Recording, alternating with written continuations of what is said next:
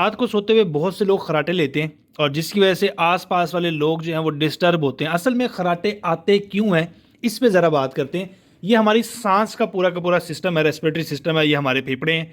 ये सांस की नाली अंदर आ रही है। इसकी एक बहुत बड़ी वजह मोटापा होती है।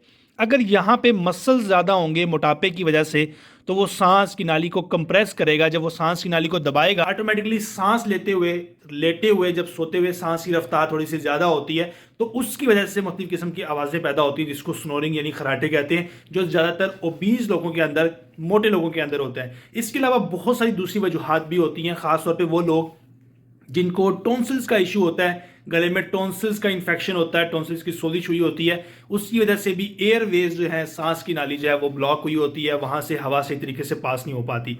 या फिर वो लोग जिनको डीएनएस का इशू हो, मतलब नाक का पर्दा टेढ़ा हो, उन लोगों के अंदर भी ये इशू होता है कि वो खराटे बहुत ज़्यादा लेते हैं। या फिर नेजल पोलिप वगैरह हो, उन लोगों के अंदर भी ये बहुत सारे मसले जो है वो देखे। वो लोग जो कि स्मोकिंग करते हैं, स्मोकिंग की वजह से होता है कि अंदर इन्फ्लामेशन होती है, सांस की नालियों के अंदर, फेफड़ों के अंदर सोजिश चल रही होती है, उसकी वजह से भी जो आवाज़ प्रोड्यूस होती है वो खराटों के ही उसमें आती है। अब इसकी वजह से मसला ये होता है, एक तो आसपास वाले लोग डिस्टर्ब होते हैं, लेकिन अगर अंडरलाइन कोई ना कोई पैथोलॉजी है, कोई ना कोई बीमारी है, तो वो मजीद मसला कर सकती है। बहुत से लोगों के अंदर ऑब्स्ट्रक्टिव स्लीप एपनिया हो जाता है, मतलब सांस रुकने की वजह से रात को वो बार बार उठ रहे होते हैं।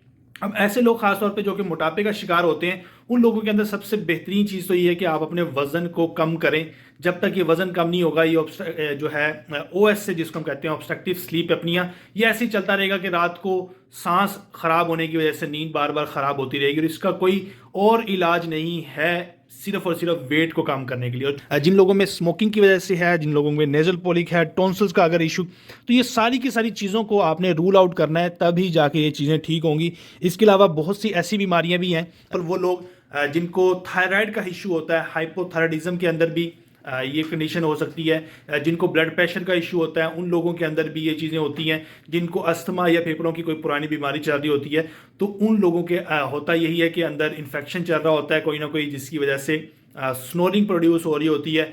ज़्यादातर वो इश्यूज जो कि आपके अपर रेस्पिरेटरी ट्रैक में होते हैं, नाक से लेके सांस की नाली यहाँ तक, जिसकी वजह से आवाज़, हवा जब अंदर जाती है एक प्रेशर के साथ, तो वो एक साउंड प्रोड्यूस करती है, जिसको स्नोरिंग कहते हैं। अगर आपके आसपास खराटे लेता है, तो उसको वीडियो शेयर करें, ताकि उसको पता चले कि ये नॉर्मल नहीं है, इसके पीछे कोई ना कोई ऐसी अंडरलाइंग बीमारी ज़रूर होगी, और कुछ नहीं तो मोटापा ही बीमारी होगी जो कि ये वजह बन रही है। वीडियो अगर अच्छी लगे वीडियो को शेयर कीजिएगा। शुक्रिया, अल्लाह हाफिज़।